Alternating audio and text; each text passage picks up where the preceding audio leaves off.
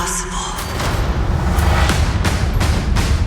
A woman leading a man's army. It is my duty to fight for the kingdom.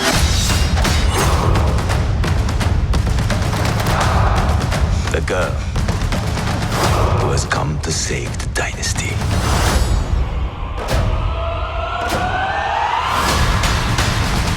You will die pretending to be something you're not.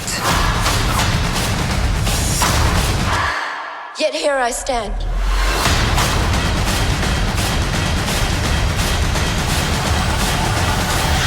I'm Mulan. I will bring honor to us all. Disney's Mulan, rated PG-13, streaming September 4th, exclusively available to Disney Plus subscribers with Premier Access.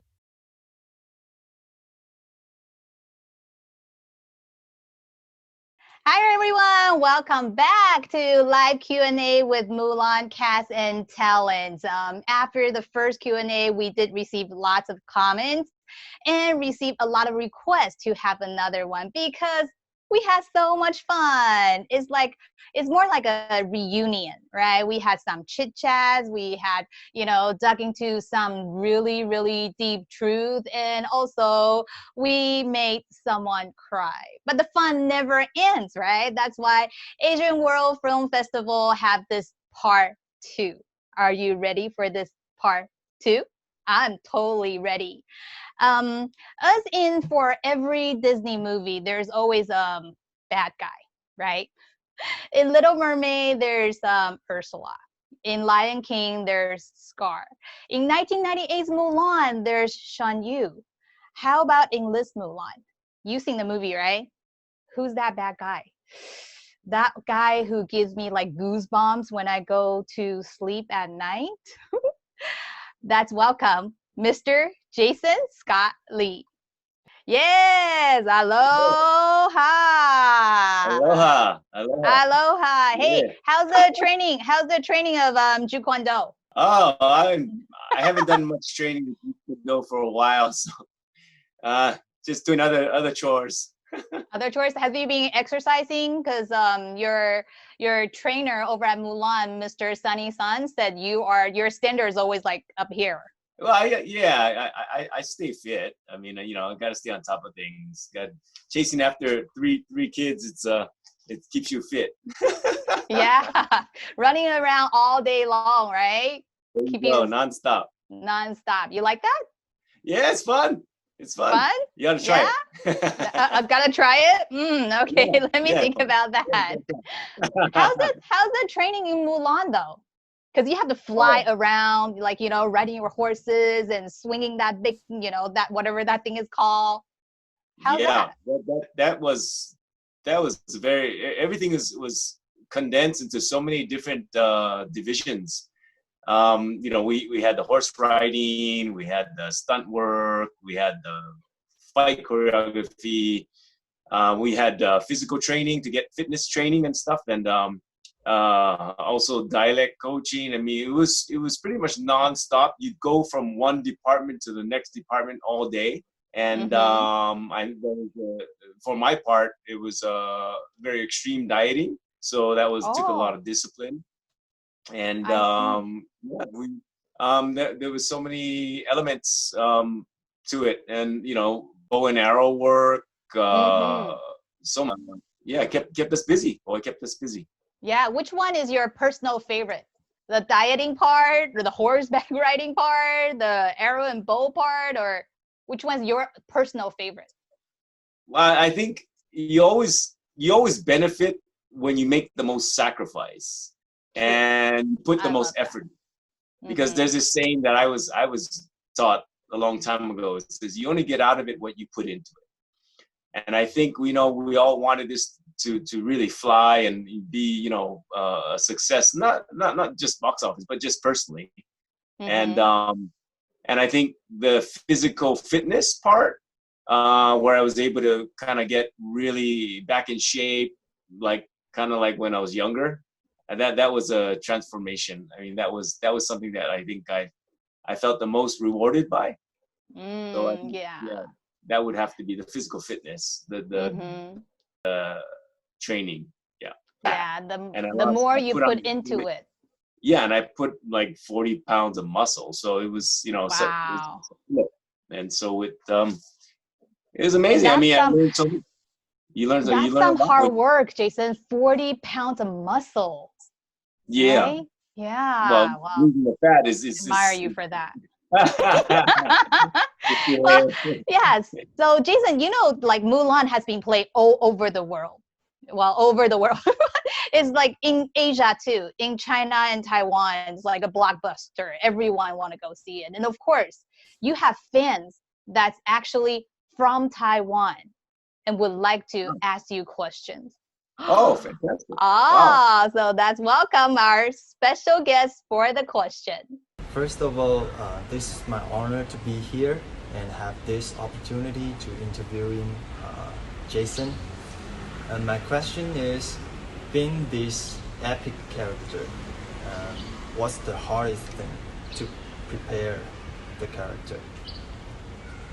Every role you take on, there's the large degree of fear that, you know, you may not come up to the acceptance or the, you know, degree of performance that you'd like to. And I think it's always, especially, you know, you start from scratch. You just slowly build the building blocks. You want to try and at best feel what that strength of the character is, feel what that, how that cunning mind works. And I think those, you try to get into it first psychologically, and then what they say, where the mind goes, the body flows. So, Yes. You know, you put your mindset into that world, you put your mindset into that space of being a conqueror, of being, you know, maybe the top man, and you work towards it physically, and you try to find all the little, you know, nuts and bolts that will put that. So, I mean, it's not rocket science, like building. It's like building a house. Mm-hmm. Foundation has to be there in order to build every little thing up. So you have to set your mind straight. Then your body will follow your mind. And then it's going to reach whatever director wants you to do. Correct. And that's a Correct, collaboration of all sorts, you know, a collaboration with your co-stars, collaboration with the director, you know, whoever's involved, customers, makeup and hair. We're continually building the character and making choices for collaboration on your past experiences as well.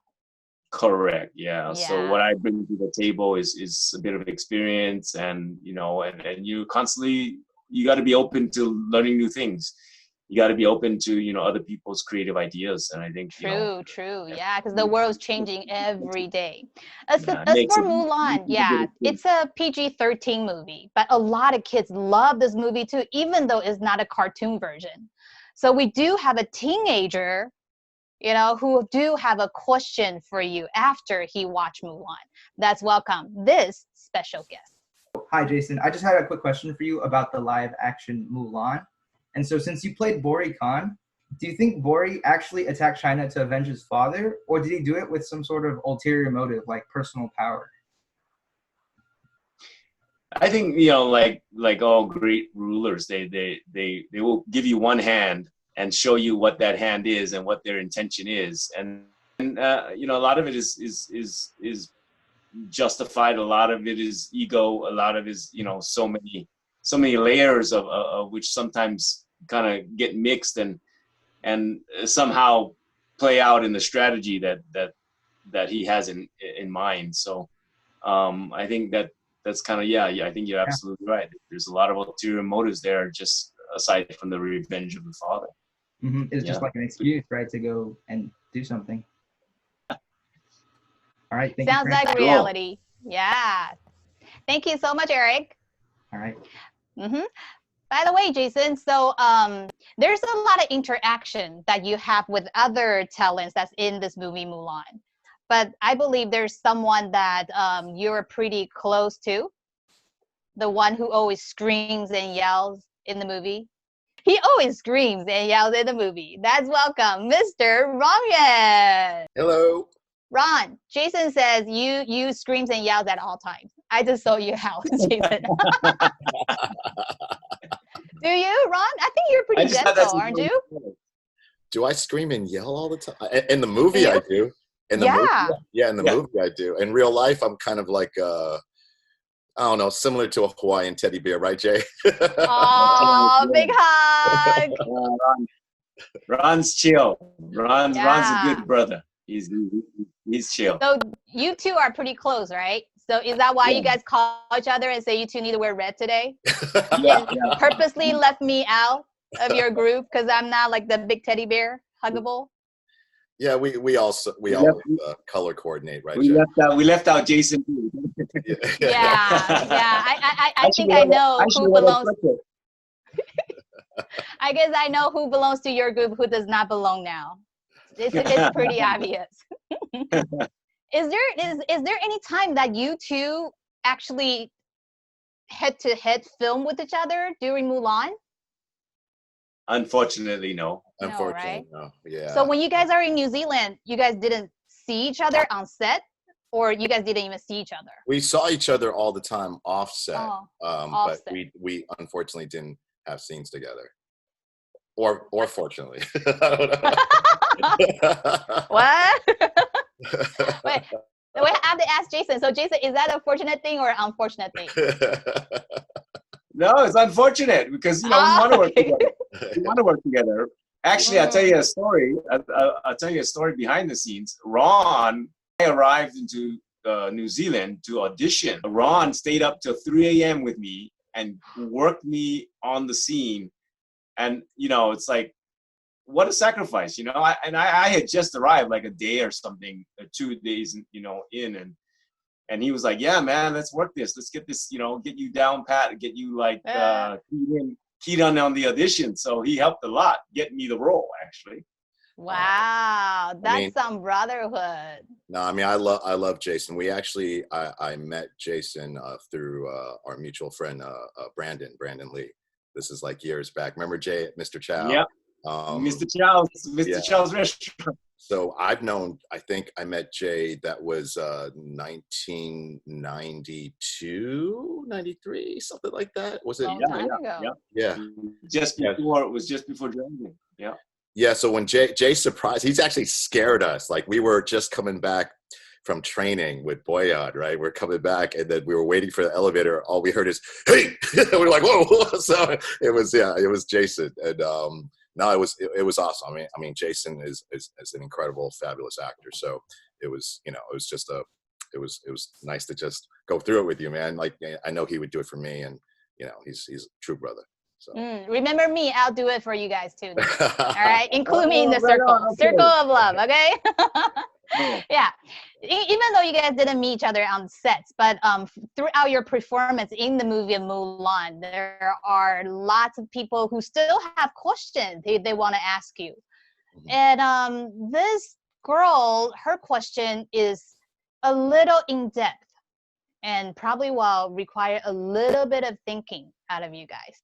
Let's welcome this special guest. Hi, Amanda. How are you? Hi, I'm good.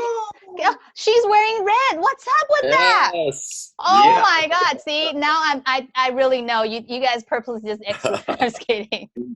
Nice red shirt, Amanda. Thank you.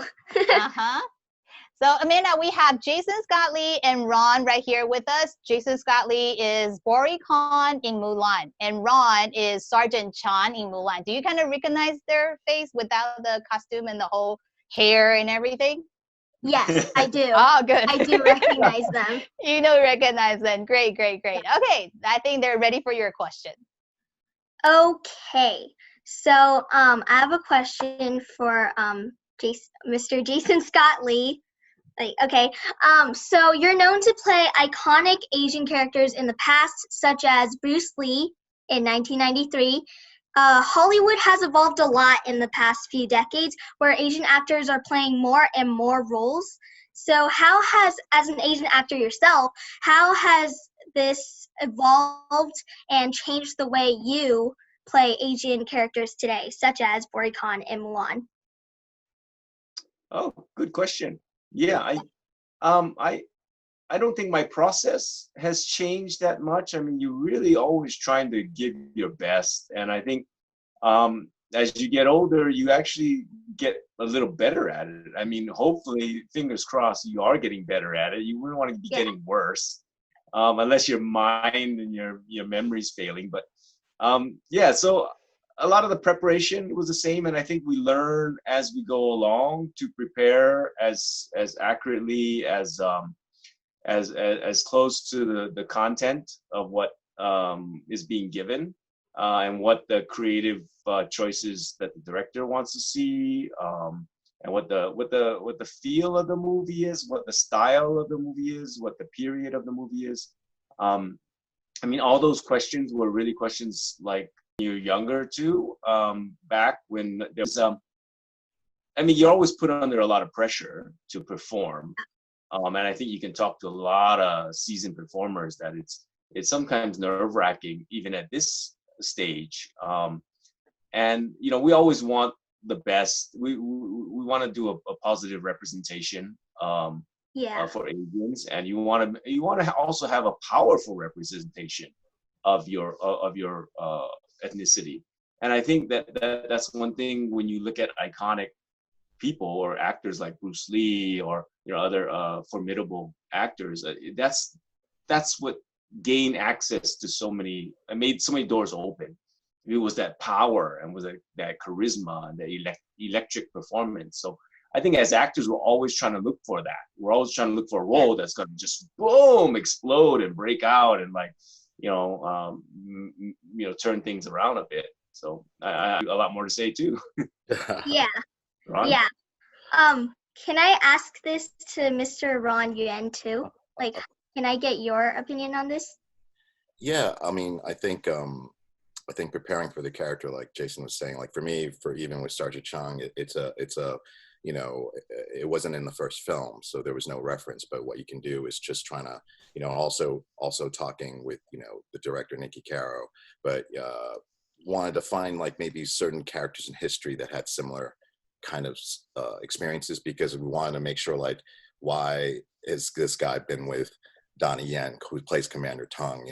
They probably been to a lot of battles together, and he probably realizes that he has a lot to learn from Commander Tung, and but he's very fierce and loyal and all that stuff. But so yeah, for me, it's about trying to find stuff that really makes it human and relatable about each character that you do. And as far as iconic characters, yeah, I mean, it's like Jason's done, so many great parts. And for me, just as a character guy, you still approach it like with, just like Jay was saying, like, how was I as this character at your age? Did I go through a lot of stuff? Did I, was it pleasant memories, that kind of thing? Because those are the building blocks to what the character will eventually be, right? So, yeah. Okay. Okay, thank you so much, Amanda. Thank you. Okay. Thank you. Yeah. Do I just go, or do I just ask? You can say bye to everyone. Oh wow, we just let her go. Yeah, well, I'll say bye to you later, Amanda. Okay. We can do those interview. Those questions are pretty in depth, huh? Yeah, for a little great. girl. Yeah, Love it. She's very well prepared. Mm-hmm. Yeah, and of course we talk about on sets, off sets, and we talk about all the trainings and all the dialogue practicing and everything. But before this, there's always a long process before we can even get to the practicing, the training part, even the on-set part. And this person is extremely important. Let's welcome the producer of Mulan, Mr. Jason Reed. Hi, Jason! Back! All right. Love it, Jason. I do have a question for you. Look at my long, beautiful hair. I think I have look at your long, beautiful hair too. Hey, Ron, look at, Jason, look at your long, beautiful hair. I'm growing out my queue. I love that. Yeah. So Ife has my hair. No, I should say I have her hair. But there's a very iconic scene in 1998 Mulan, which is Mulan cut her hair. Mm-hmm. Is there a specific reason for you or the production team to decide that Ife should keep her hair? That goes back to, in our research, we discovered that Chinese soldiers in that period, for a wide spread of that period, all wore their hair long. So her cutting her hair off to look more like a male soldier would have been anachronistic. So we decided to get rid of that scene, and instead she puts her hair up. That's right, because at that era, at that dynasty, everyone had to tie their hair up into like a little bun. Yeah. Right. So that every soldier. Yeah. And by the way, you can't tell, but Ron, that's the hairstyle that Ron has. Wait. That's what I want to know. Because Ron, for some of the scenes, you have to wear this very big armor kind of hat. Mm-hmm. Do you still have your hair underneath, or you just go like this? Oh no, for that's what we had, like a fabric that covered it. It was a black fabric, so we didn't have to wear the wig before that. But it's like, we had to rush back if we had to do, like, we were in between shots, between one with a helmet and one without, so you got to put the wig back on, take it off. So yeah, that was always fun and exciting. Yeah. And for Jason, like as Jay, like Bori Khan, I'll just call you Bori Khan. Bori Khan. So is that your real hair, or you have to do wigs as well? My hair had grown out quite a bit, so I had a long hair, but it was easier to attach a lot of the pieces. There was quite a bit of pieces. It was pretty heavy rig. That was all, a hair piece. So that strengthened your neckline and made you look stout. So that helped. Make you look very mean in the movie. That's how we also did his abs too. We just I see. Yeah. Working out with the headpiece. Yeah, that might hurt your neck, man. How heavy is that thing? 5 pounds? I don't know. I think it was about there. It was about 5 pounds, I think. Wow, altogether. That's pretty heavy. All right. Enough about the hair. We do have a special guest. They want to ask you guys questions. Let's bring on the special guest. Hi. Hi. Hi. Hello. We know now you're ready for your question? Yeah. All right. We're all ready for you too. So my first question is, how long do you take to film every day? How long did it take for them to film every day? Mm-hmm. Okay, well, let's rephrase the question. How long did it take you guys to work every day? Well, yeah, it's a little different. And so we officially shot 10 hours a day. But like Ron and Jason would have to come in way before that and do their hair and their makeup and their costumes and all of that stuff. So they would have to come in early, and the director and the cinematographer, we would all come in early and get ready for the day. And then we'd shoot for 10 hours. And at the end of 10 hours, the director and the cinematographer and myself, we would go watch dailies every day of all the footage that we'd shot that day. And we had another unit that was shooting action stuff, and we would watch their dailies and then prepare for the next day. So it was, even though it's a 10-hour day, it's really more like 12 to 14. Man, that's very long hours. Do you guys eat and sleep? It's called a walking lunch. Oh, wow. Yeah. And how long did the process take? A month, 2, 3, 4, 5? We start August. Oh, he has the okay. Or it was 4 months of shooting. 4 months of shooting. So let's say 4 months, about at least 12 hours a day. Yeah, 5 to 6 days a week. We know now. Do you think you can take on that job when you grow up? 12 hours a day, every day. I get tired, but maybe. Well, when you get done, you sleep for like 2 weeks. So. Oh, that's a payback, right? Yeah. How about for Ron and Jason, Bori Khan? You guys just like for 10 hours? Do you guys work straight 8 hours, or you guys are still working offset? The actors kind of have a more break than the producer and the director. Actors, we are scheduled to film certain scenes, and if we're not, we're either brushing up on our horsemanship or stunt work and fight choreography, or definitely physical training every day to keep in shape through the entire picture. So there was always that. There was always something to do. And we always, the actors kind of always rewarded ourselves by getting together in the evening and having a meal, and that's what everyone else did. So that we'd work long hours, but then we'd have multiple days off throughout the schedule. Mm-hmm. Ron, as for you? Yeah, it was almost the same. Yeah. It was for me, it was a very enjoyable shoot, because even there was times where, you just come in, do your scene. It was a shorter day. It's like Jason said, like, as far as, for Jason Reed and the producers and the director and the filmmakers, they have a much more, as far as high pressure and worry about every department stuff. We have to worry about our scenes, and we have to, sometimes after we get off work, it's cool. Like, me and Jay, like, even though we have different, like, we're not together, but we'll still like, oh, you want to run stuff, blah, blah, blah. And then we went out to South Islands, me and Donnie were running scenes, on as soon as we got off work, and it, made it fun, and just, just as far as just as on our end, we just wanted to be prepared and do the work. Yeah. Prepare every single time and somehow de-stress a little bit, even though when you're on set. Yeah. Thank you so much, Winona. Thank you. Actually, are a lot of kids who want to go into your field. So starting at a very young age, they start prepping themselves already. Through experience, like all of you guys, through experience, you guys get better. But of course, learning from somebody else's experience is a very, very big gain as well. Let's welcome our next special guest. Hello. Hi, would you like to introduce yourself a little bit? Hello, everybody. I'm Hanson, and I'm 15, and I go to a performing arts school. Oh, awesome. Oh, cool. Okay. What's your question?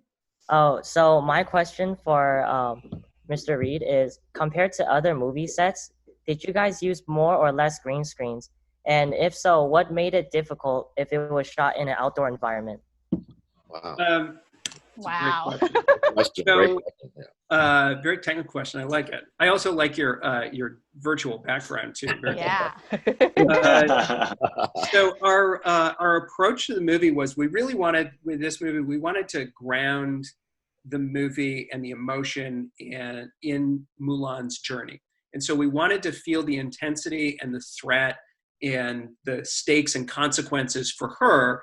But because we wanted to make it for all audiences, and we were doing it with the Disney brand, we couldn't be graphic. We couldn't do a lot of things that action movies do to really make you, jump out of your seat. So one of the ways that we approached it is we wanted the movie to feel very real, like it was happening in a real place. Now, obviously, it's very pretty, but we felt like the more practical stunts we did, the more real locations we did, that the more authentic the performances would feel, and that the audience would feel a realness, a genuine quality to it. And so that meant us going to distant locations, not always easily accessible locations. And we were big. So like when you see those big horse charges, there's hundreds of horses running around. And when we're out 2 hours from the nearest city, we have to bring all the horses. We got to bring the people to groom the horses and feed the horses and dress the horses and shoe the horses.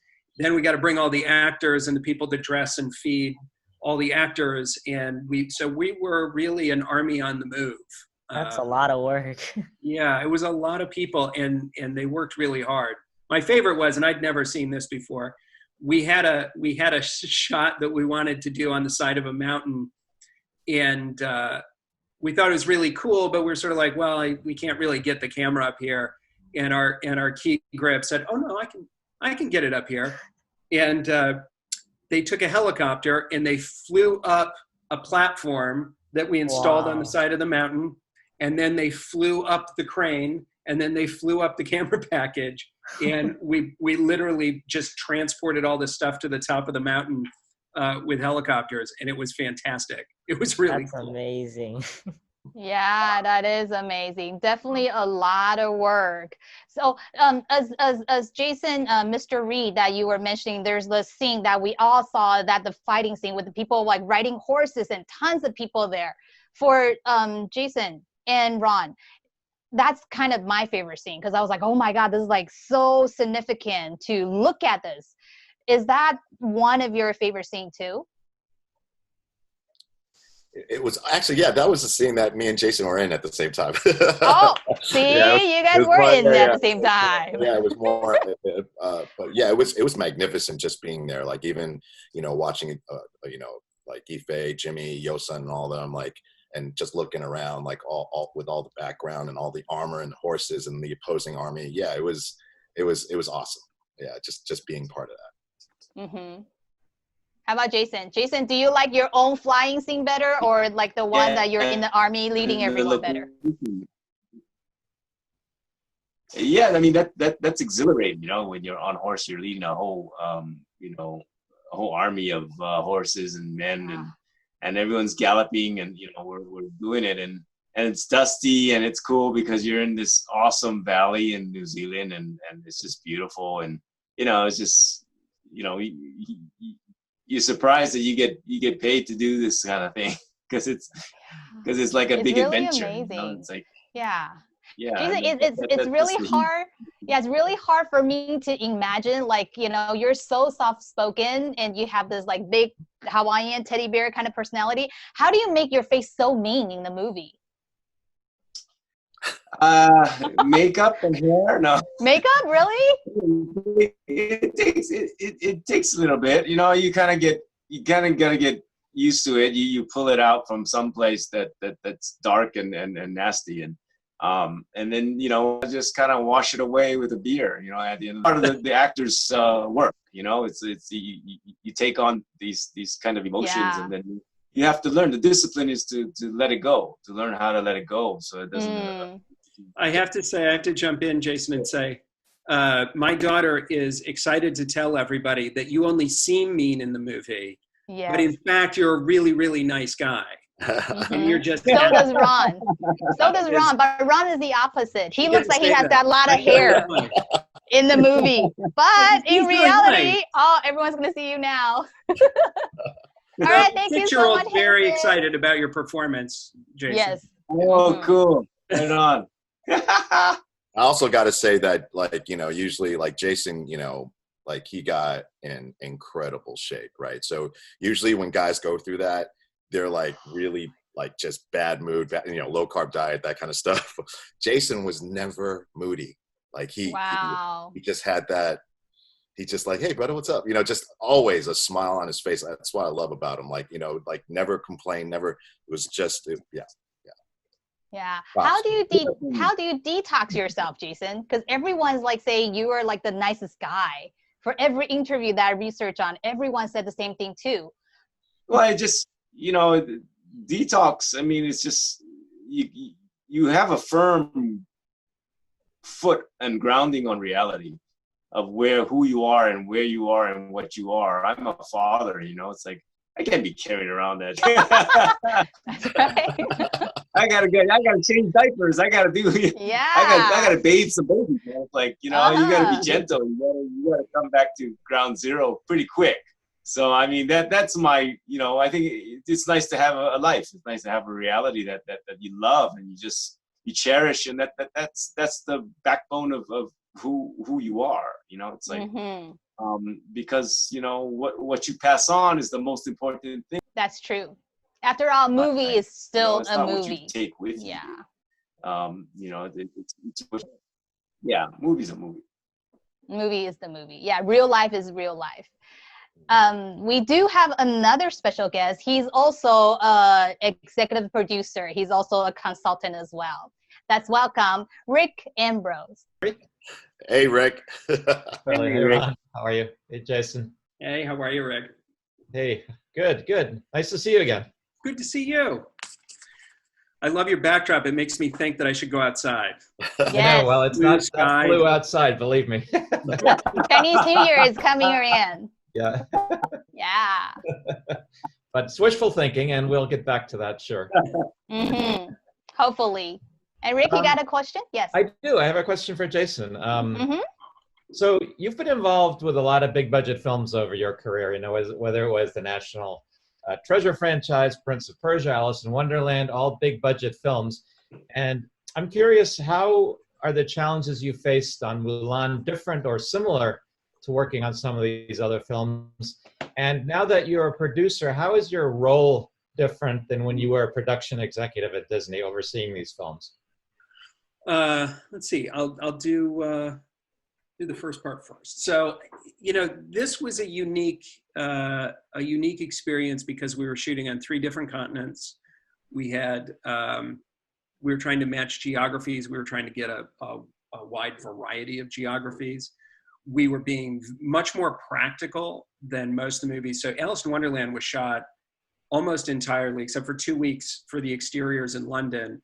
Outside of London, the entire Wonderland sequence was shot on a blue stage and created digitally. So, we shot that movie in 45 days, something like that, 50 days.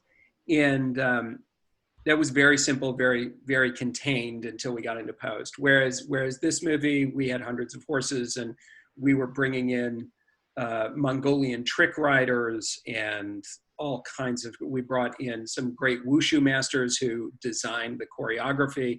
And so we were having to bring together sort of 2 different cultures of filmmaking in a lot of locations with a lot of scale and a lot of really practical effects. So for me, that was what was most difficult about it. And, we were also dealing with a piece of material that had a number of very passionate audiences, both for the Disney animated movie and for the various versions of the Ballad of Mulan that have been told for the past 1,500 years. And so there was a lot of expectation and a lot of preconceived notions about what we were doing in the outside. And so we always had that focus on us as well, which increased the pressure.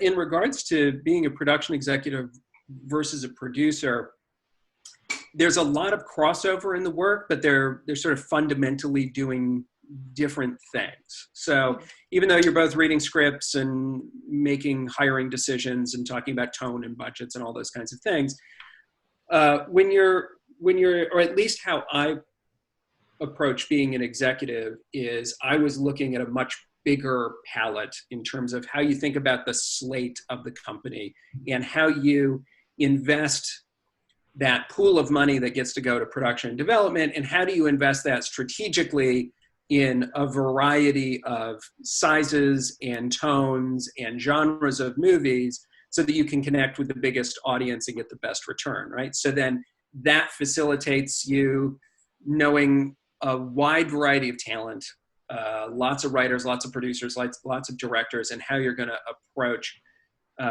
putting together that slate of movies. So I would normally have like 5 movies a year released, between 3 and 5 movies a year. And as you noted, most of them would be very big, or they would be a franchise like High School Musical, where even though it's not a huge production lift, it's the pressure is very high. So now on the producing side, I really focus on one project, and Mulan has been almost my exclusive focus for 3 years, maybe 4. And it's just a reorientation of which way you're looking. I feel I was trained as a producer to be the producers that I looked up to when I was an executive were the ones that were part of their movie. They weren't just a credit. They weren't just a fee. They weren't people that were calling the set to find out what was going on. So when people asked them, they could sound like they knew what was up. They were the people that were there an hour before call and that, were prepping 2 hours after wrap. And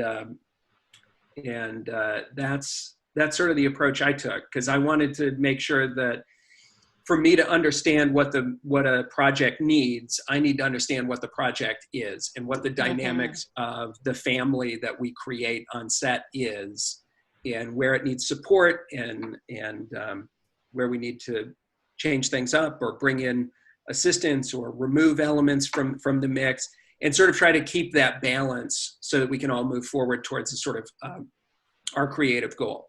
And I find that if you're doing television or features and probably any type of production, that you have to be really in it to know what it needs. So on Mulan, you were both a creative producer and a line producer, in the sense that We had one of the best line producers of all time, Barry Osborne, who's worked on Apocalypse Now and Cotton Club and has been Lord of the Rings. Meg just recently. I mean, he's been involved in some of the biggest movies and most influential movies ever made. And he was our line producer, and it was a great partnership between he and I because both of us have been around production enough, certainly him, and then nuts and bolts of it, significantly more experienced than I am. But we had a really good working relationship. We had a shorthand with each other about how to get things done and how to try to problem solve. And you know this, Rick, and Ron, you've certainly experienced this in all your years in production, is productions are really, I think they're just problem solving machines. You introduce a problem like, hey, we want to go shoot at the top of the mountain. And then there's a whole group of people that come together to figure out, okay, how do we execute on that thing? How do we shoot in all these different locations? Okay, this is how we're going to build it. And it's one of the things that I love about it. It's not necessarily something that I was doing in the minutia of as a studio executive, but in the role of the creative producer, I think it's really important to be a part of that because I think the process leads to the product. It's hard to make something great if you're not going about it the right way. So to be able to have somebody with as much experience as Barry and for us to have the working relationship that we did, we could really sync up those two parts of the production. And having done a lot of production work when I was younger, I knew what he was talking about. And I also knew when I was talking to the gaffer or to the grips, like, okay, this is what you mean by this, and this is what you need in order to do your job. So it was a good team that we put together. I feel very confident about it. Yeah. Great, thank you. Yeah, I think that goes back to what Jason Boricon, his last name became Boricon, what Jason has said like at the very beginning. He said, you have to set your mind straight and then you bring it to your physical. When your mind and your physical actually combine together, that's by the time you can really have things done and done correctly. Without this gentleman, none of these Q&A would have happened. None of the Mulan cast or any of the filmmakers will be able to gather together, talk about what's really behind the scene and what had happened on the set. This special guest that we have is the Executive and Program Director of Asian World Film Festival, Mr. George Chamchoum. That was very lively. I loved, you guys are incredible. I mean, I am thrilled and honored to have you all. It is such a wonderful time, spending it with you guys and listening to you and hearing those kids asking very pertinent questions. It's very, very interesting. I have one question, period. And my question is very simple. Jason, yes, knowing the past of Nikki Caro as a film independent director. I mean, she's mostly beside the Zookeeper. I forgot the title. Zookeeper's Wife. Yes, Zookeeper's Wife. I mean, all the other movies were mostly independent movie. Why did you choose her? Here, that's a great question. First off, George, I want to thank you for your support of the movie and for your support of all of us. It really means a lot. To have you do what you're doing on this. And I know that certainly I appreciate it. And I appreciate you highlighting and showcasing the hard work that all of these guys, Ron and Jason and everybody in the movie did. So I really appreciate that. As to Nikki Caro, here was the thinking behind Nikki Caro. So in my job as a production executive, I probably watched 7 or 8 movies a week, probably read 15 to 20 scripts a week. I remember the day that I saw Whale Rider. Oh, yeah. Like, I remember where I was. I remember seeing the movie. I remember how it affected me. And I remember it being a unique voice. And my thought at the time was, I know nothing about the Maori culture, but I feel like after this 2 hours, I have a sense that I never had before. And you could feel the authenticity of that experience. So now we're looking for a director for this version of Mulan. And we were thinking, my question was, how do we take all of these different audiences and how do we approach this in as thoughtful a way as we possibly could? And to me, that all boiled down to a director who had a proven track record of focusing on character and making their uniqueness universal. So even though Mulan is a girl from a small town hundreds of years ago, she's more than that. She's all of us. She's struggling to find her place in the world. She's trying to figure out how to lead a virtuous life. She's trying to figure out how to take advantage of who she is when the world's telling her that those things aren't important. And I think everybody feels that way at some point. Everybody has to go through that. So who would be willing to do the listening? Who would be willing to do the research? Who would be willing to do the hard work of digging in and figuring out what that storytelling looked like?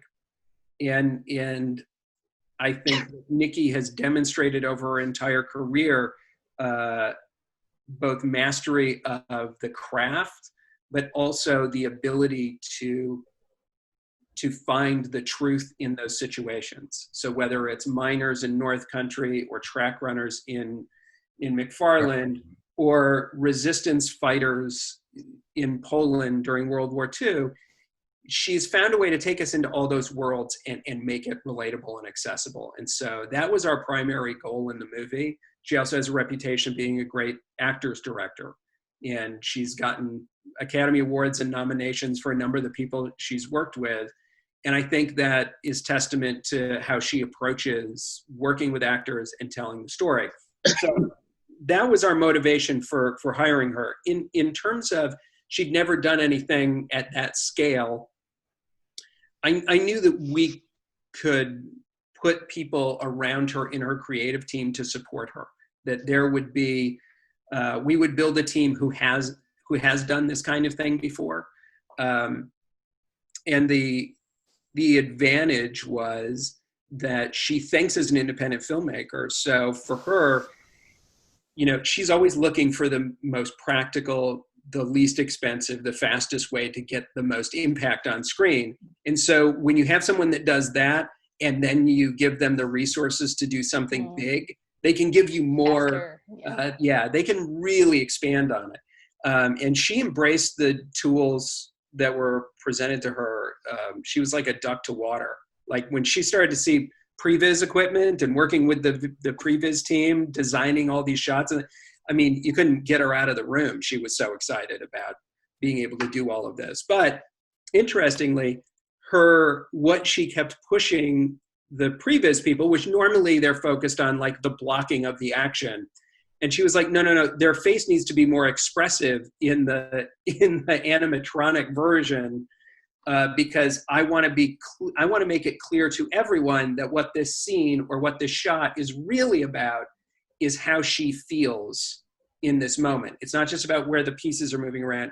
That's a very important element of it. So they added a little more expressive element to the previs, which I thought showed me everything I needed to know, is that while she was embracing the tools to do big action, her focus was always on the character.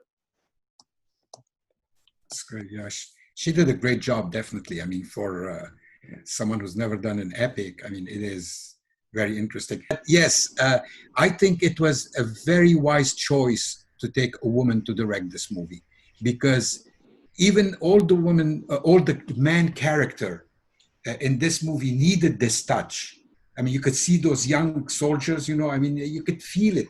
It is a woman's touch. And I feel as a film director myself, I saw this immediately, and I think she did a wonderful job. I'm glad that came across, George. Because part of that too was not just hiring a female director; it was having a female DP, a female first AD, Mandy, hair and makeup designer, a female costume designer, and that really, it's one thing to be the only voice in the room battling, against the sort of dominant paradigm. It's another thing to shift that paradigm completely and make it the movie, the core creative team had a very feminine energy, and I think exactly going to your point, it's reflected in the movie at the end of the day. Well, I do have one last question, because we're talking about that's very innovative. We have all the female team and everything, but most of the actors are actually males. I remember in the movie, Mulan's dad, Tai said to Mulan, you have this special chi, but I want you to hide it because I want to protect you. Even though that was said 1,500 years ago, if you are a dad and you do have a kid who has super special talent, what would you do? Let's start with Jason, since he's got 3. Yeah. 3 kids, right? Yeah, I have 2 daughters. Okay. So, I mean, I think they have special qualities right now. I mean, just observing them growing up, and I think just capitalizing on that and giving them a foundation to keep exploring those talents and those abilities and that imagination quality. I